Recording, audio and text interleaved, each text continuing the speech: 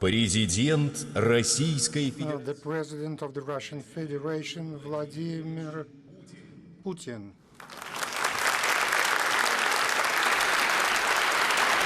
Спасибо большое. Прошу. Спасибо. Спасибо. Уважаемые участники форума, Distinguished participants of the forum, ladies and gentlemen, friends, I'm pleased to welcome you to Russia, to St. Petersburg. It's been for the 10th time that our northern capital is hosting cultural emissaries from most different countries of the world. Every new meeting, just as culture itself, reflects the spirit of its time and raises most relevant, acute, and important issues.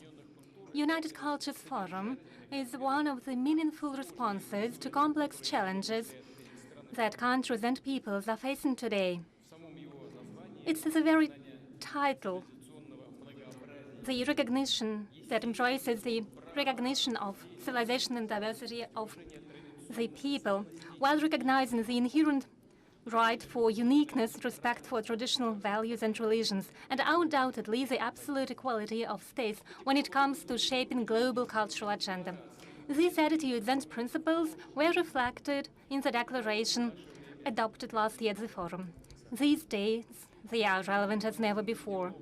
The values of humanism and dialogue, mutual respect and trust in the world are shared by the global majority. But unfortunately, they suffer from constant pressure and the risk of erosion, primarily due to the unprecedented politicization of culture, which turns it into a tool for geopolitical intrigues, as well as unceasing attempts to push it to the sidelines and downgrade the importance of national sets of values, and anything that contradicts the agenda pushed forward by so-called globalist elites, as well as ruling circles of some states. We in Russia have a clear understanding of our core values.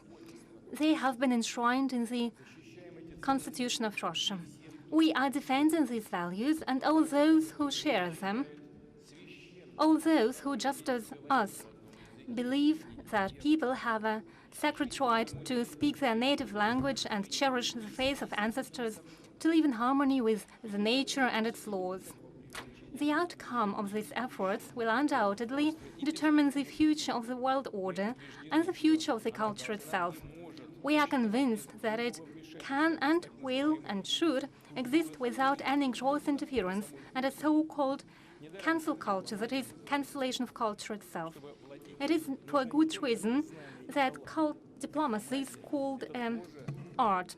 Mastering it requires something more than skills and talent. Diplomacy is also a culture of actions, emotions, and words. It gives a sense of what can and what cannot be said and done in order to avoid irreparable damage.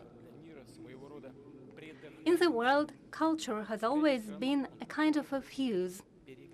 It seems to have been blown in some countries.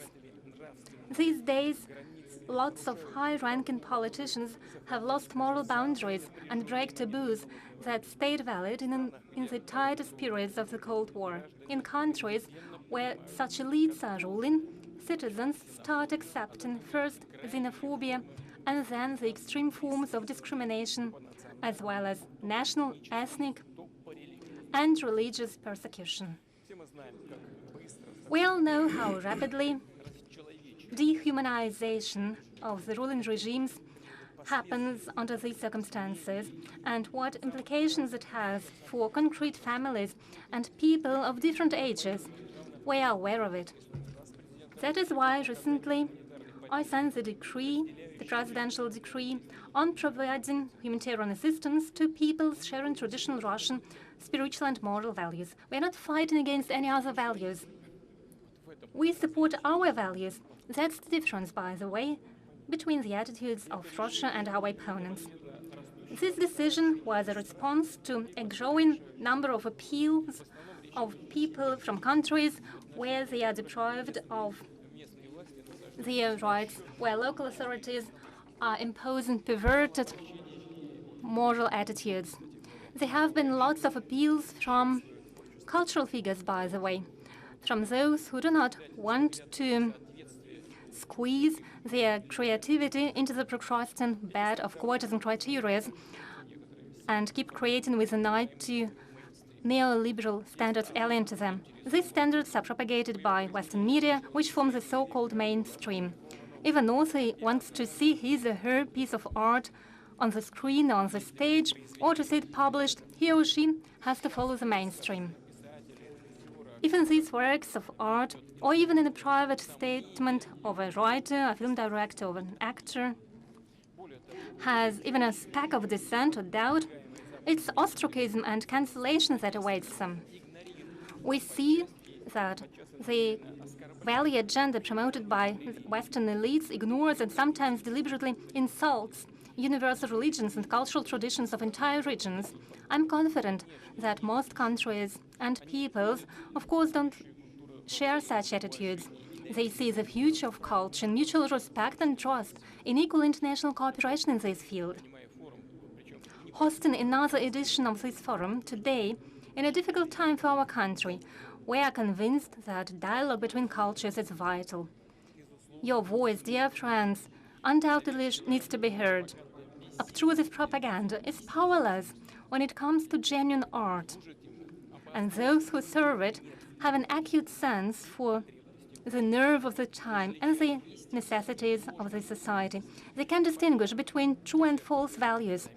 They understand who are sincere in their struggle for peace, prosperity, and friendship of nations, and who use the right words as a guise for self-interest, supremacy, destructive intentions, and their sense of the exclusivity. Your creative, academic, and enlightenment activities has a colossal potential for peacekeeping and preventing discord. It saves ties between peoples. It can heal the wounds inflicted by conflicts and wars. That is why it is crucial for you to have a possibility to talk to each other, to exchange your ideas, and implement joint projects. Russia, as one of the most multinational countries of the world, and we are sincerely pleased to present such a platform for you, including on the sidelines of our and your forum. We know that for its evolution, culture requires ongoing engagement and mutual enrichment. We know what a great creative potential lies in the unity of cultures and traditions. This unity is the source of our national identity, and such underlying values of our people as mutual assistance, justice, kindness, historical memory, and continuity in generations, strong family, patriotism, and civil awareness. And now I'm addressing our foreign guests.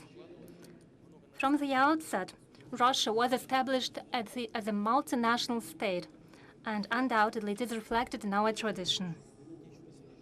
That is the very foundation of our common identity and our spiritual power. We pay tremendous attention to the development of our culture. We are constantly renewing the infrastructure of museums, theaters, clubs, and libraries. We revive churches. We reconstruct embankments, parks, and public spaces. All of this is not only a humanitarian factor, but also an important component for the development of all of our regions. I was in Tuva recently, and I've seen how religious communities on the local level are being developed. Hundreds or thousands of mosques are being constructed. We've seen here mosques, new temples.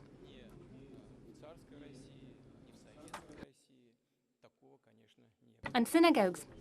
Everything is being developed, and it hasn't been the case during the Soviet times, of course. We do a lot to preserve cultural sites and plan to adopt a long-term program in its field to be financed not only from the state budget, but also with the involvement of philanthropists. We are going to develop this plan. We understand how important it is to renovate ancient estates. They are a tangible manifestation of our centuries-long national identity. Humanitarian ties, cooperation in the field of art and enlightenment, youth exchanges are among the priorities of Russia's chairship in BRICS. BRICS is a prototype of a multilateral world order founded on the principles of mutual respect, independent choice of the development path, and implementation of the key principle of the UN Charter, that of sovereign equality of all states.